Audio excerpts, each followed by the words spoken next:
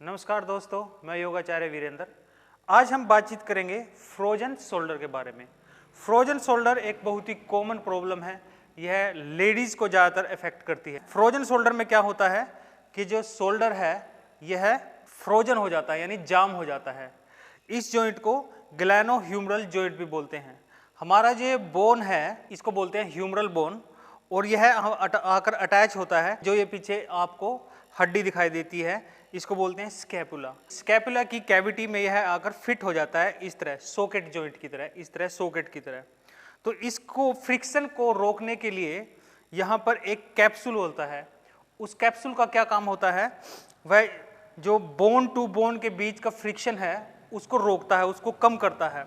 तो frozen shoulder की condition में क्या होता है, वह जो कैप्सूल है उसमें आइटिस आ जाती है। आइटिस मीन्स सूजन, यानी वो फूल जाता है।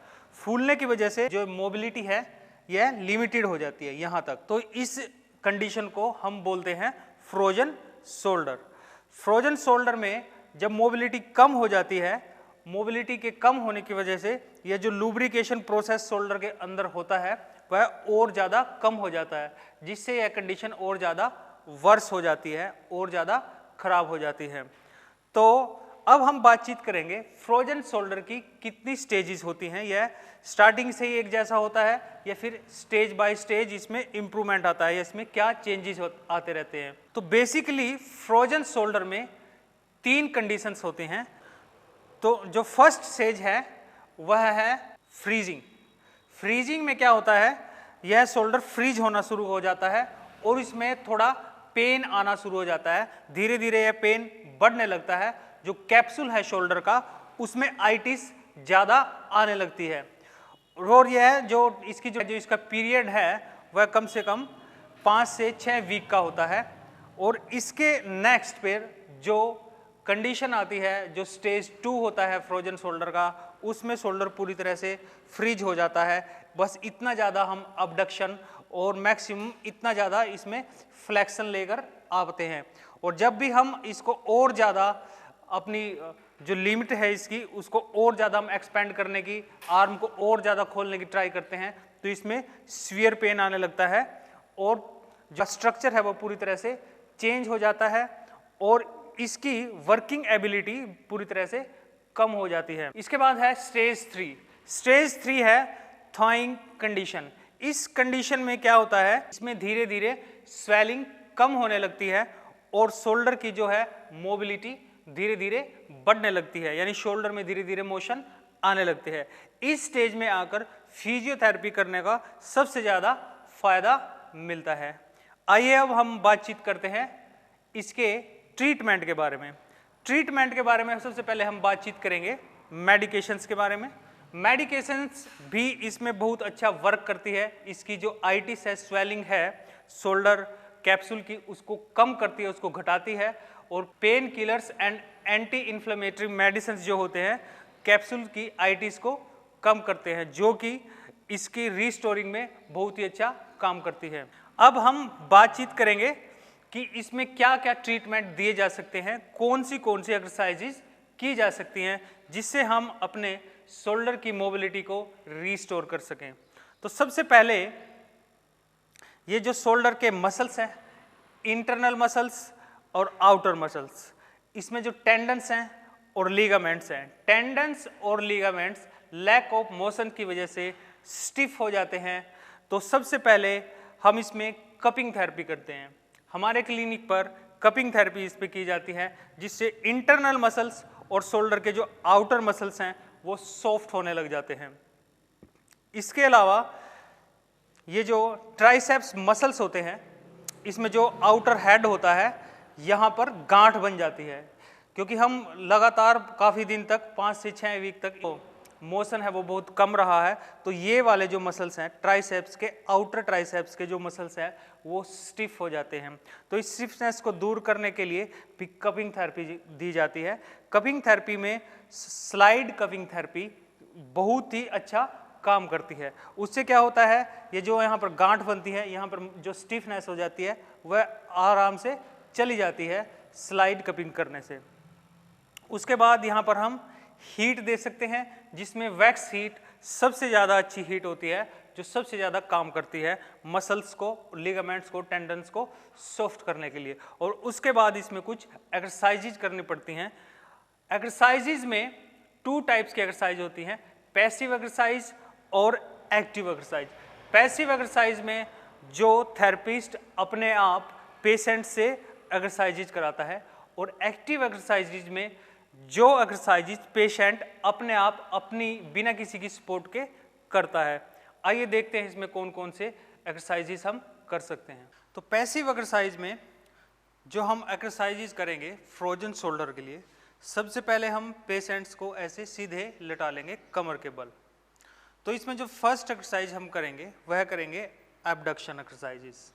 एबडक्शन मीन्स हम बाजू को ऐसे लैटरल पोज में ऐसे बाहर की तरफ उठाएंगे, ऐसे 1 2। शोल्डर की जो मैक्सिमम रेंज है, यानी जो लिमिट बनी हुई है फ्रोजन शोल्डर की वजह से, उस रेंज तक लेके जाएंगे और उसमें थोड़ा सा आगे लेकर जाने की कोशिश करेंगे हम शोल्डर को। इस प्रकार से मान लो यहाँ तक पेशेंट इसको अपने आप सेल्फली यहाँ तक उठा पाता है अपनी आर्म को, यहाँ तक उसकी लिमिट है। इससे ज़्यादा हम करने की ऐसे कोशिश करेंगे, ऐसे 1 2 3। इस प्रकार से 20 या 30 रेपिटेशंस में हम शोल्डर को ऐसे अप साइड उठाने की कोशिश करेंगे। इसके बाद हम आर्म को इस प्रकार से फोल्ड करके सेम एक्सरसाइज को इस प्रकार से करेंगे, 1 2 3। यह एक्सरसाइज हम बैठकर भी कर सकते हैं, लेकिन लेटकर अगर ये एक्सरसाइज की जाए तो ग्रेविटी की वजह से हम इसको और ज़्यादा इस प्रकार से लेके जा सकते हैं। जब हम सीटिंग में होते हैं तो ग्रेविटी की वजह से हम शोल्डर को और ज़्यादा नहीं उठा पाते, जिसकी वजह से एक अच्छी एक्सरसाइज परफॉर्म नहीं कर पाते। तो इस प्रकार से हम यह एक्सरसाइज कर सकते हैं। इसके बाद जो दूसरी एक्सरसाइज है उसमें हम ऐसे पेशेंट के साथ साथ उसकी आर्म को रखेंगे और इस प्रकार से फ्लेक्शन करेंगे, 1। जहाँ पर शोल्डर की लिमिट है, यानी जनरली जो पेशेंट है फ्रोजन शोल्डर की वजह से अपने शोल्डर को यहीं तक उठा पाता है, तो आप उसको जरा सा आगे लेके जाने की कोशिश करेंगे, 1 2 3। तो इस टाइप की जो आपने एक्सरसाइजेज करवानी है तो किसी भी प्रोफेशनल से ही इस टाइप की एक्सरसाइजेज कराएं। Don't try these exercise at home, या भी किसी भी घर के पर्सन से इस टाइप की एक्सरसाइज, पैसिव एक्सरसाइजेज कम से कम ना कराएं। वो किसी भी आप फिजियोथेरेपी से, ऑर्थोपेडिक से, या भी किसी भी प्रोफेशनल से ही कराएं। इस प्रकार से आप लेके जाएंगे। इसको हम फ्लेक्शन बोलते हैं। तो जिस रेंज तक वह सेल्फली लेके जा सकता है उससे 1 या 1.5 इंच आगे तक, या फिर जहां इसको हम इस तरीके से भी मार्क कर सकते हैं, जहां तक पेशेंट को ज़्यादा पेन आ जाता है वहीं पर आपने इसको रोक देना है। इसके बाद वापस। तो इस प्रकार से हम ये एक्सरसाइज करा सकते हैं। इसके अलावा सेम एक्सरसाइजेज को हम पेशेंट को इस पोजीशन में लेटाकर हम ये एक्सरसाइज करा सकते हैं, एबडक्शन। इसको मैक्सिमम रेंज तक लेके जाने की ट्राई करेंगे। मैक्सिमम मीन्स ये नहीं कि इसको हमने पूरा एक ही बार में पकड़ के सीधा कर दिया, धीरे धीरे इस एक्सरसाइज को ऐसे लेके जाना है, इतना ही। और उसके बाद हम इसको ऐसे कर सकते हैं। तो इसमें 30 रेपिटेशन इसमें और 30 रेपिटेशन इस एक्सरसाइज में। इसके बाद फोल्ड कर लेंगे हम आर्म्स को, 30 रेपिटेशन हम इसमें ऐसे लेके जाएंगे और 30 रेपिटेशन हम इसमें इस प्रकार से लेके जाएंगे, और इसी प्रकार से 30 रेपिटेशन इस प्रकार से। इसको एक्सटेंशन कहा जाता है। तो इसमें मैक्सिमम रेंज तक हम लेके आने की ट्राई करेंगे। जहाँ पर पेशेंट को ज़्यादा से ज़्यादा पेन फील होता है उस रेंज तक हम लेके जाएंगे। ज़्यादा पेन की रेंज को क्रॉस नहीं करना है, पेन की रेंज को सिर्फ टच करना है। यानी मान लो इस पोजीशन पर आकर पेशेंट ज़्यादा पेन महसूस करता है तो आप यहीं पर इसको रोक देंगे, और धीरे धीरे उससे आगे आप बढ़ाते हुए ले चलेंगे डे बाय डे इसमें इम्प्रूवमेंट आती जाएगी। इसी प्रकार से जो फ्लेक्शन है हम इसको ऐसे लेके जाएंगे 1 2 3 यानी मैक्सिमम रेंज तक। इसमें भी 30 रेपिटेशन आपने 1 टाइम की थेरेपी में कम से कम करने हैं। अब हम जो नेक्स्ट एक्सरसाइज करेंगे फ्रोजन शोल्डर को रिस्टोर करने के लिए, इसमें हम करेंगे clockwise and anti clockwise mobilisation. तो सबसे पहले हम क्लॉकवाइज मोबिलाइजेशन इस प्रकार करेंगे 1 2 3 4 5 यानी जब इस एक्सरसाइज को थेरेपिस्ट परफॉर्म करेगा तो मैक्सिमम जो रेंज है यानी मैक्सिमम रेंज को क्रॉस नहीं करना, जो इसकी लिमिट बनी है फ्रोजन शोल्डर की वजह से उसको बहुत ज़्यादा हद तक क्रॉस नहीं करना, जैसे उसको टच करना है और उसके बाद इस प्रकार से इसको मोबिलाइज करना है।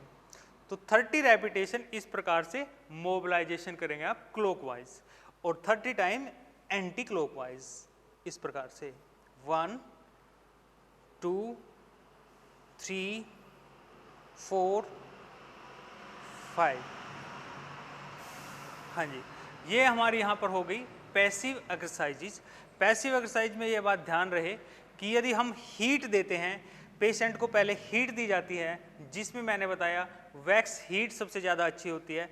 वैक्स हीट यहाँ पर अगर दिया जाता है तो मसल्स ऑलरेडी थोड़े वार्म अप हो जाते हैं और थोड़े सॉफ्ट हो जाते हैं, जिसकी वजह से अच्छी एक्सरसाइज परफॉर्म की जा सकती है, जिससे बेटर रिजल्ट्स मिलने की संभावना रहती है। अब मैं आपको बताऊंगा फ्रोजन शोल्डर की कंडीशन में एक्टिवली कैसे पेशेंट एक्सरसाइज कर सकता है। ये वो एक्सरसाइजेज हैं जिनको पेशेंट अपने आप भी घर पर ट्राई कर सकते हैं और जिससे बहुत ही अच्छे रिजल्ट्स भी मिलते हैं।